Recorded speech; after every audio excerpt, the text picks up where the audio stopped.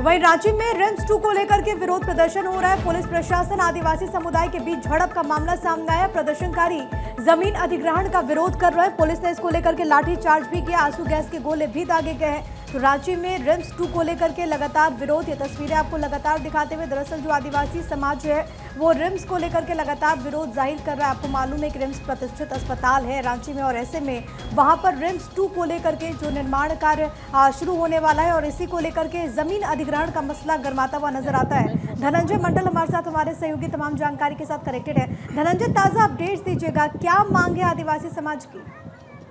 देखिए, रांची से करीब 10 से 15 किलोमीटर का डिस्टेंस है। नगरी कांके का नगरी जगह है जहाँ पे झारखंड सरकार के द्वारा रिम्स यानी झारखंड का सबसे बड़ा अस्पताल बनाने का वहाँ पे एक प्रस्तावित था। और चंपे सोरेन ने कहा था कि आदिवासियों का जमीन है और इसमें खेती करके अपना घर चलाते हैं। तो चंपे सोरेन के तत्वाधान में पूरे झारखंड भर से आदिवासी इकट्ठा होने वाले थे। सुबह सुबह पुलिस के द्वारा चंपे सोरेन के बेटे को जमशेदपुर में रोक दिया जाता है। पूर्व मुख्यमंत्री चंपे सोरेन बीजेपी नेता को उसको हाउस अरेस्ट कर लिया जाता है। लेकिन जो आदिवासी ग्रामीण है वो नहीं मानते हैं। खेतों के रास्ते से वो पहुंचते हैं।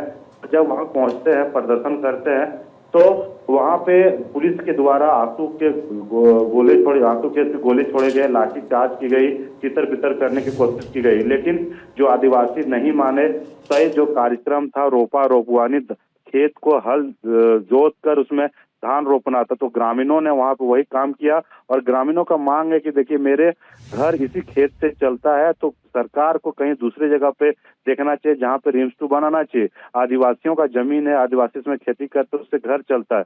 लेकिन जो इरफान अंसारी हैं, स्वास्थ्य मंत्री है, उन्होंने साफ साफ कहा था रिम्स 2 इसी जमीन पर बनेगी और वहां पे जो बैरिकेटिंग यानी जो एक तार का फेंसिंग तौर पे इसी को लेकर के जाहिर है कि विरोध कर रहे हैं। अब देखना होगा कि अगला कदम सरकार का क्या होता है। बहुत शुक्रिया आपका तमाम बातचीत के लिए।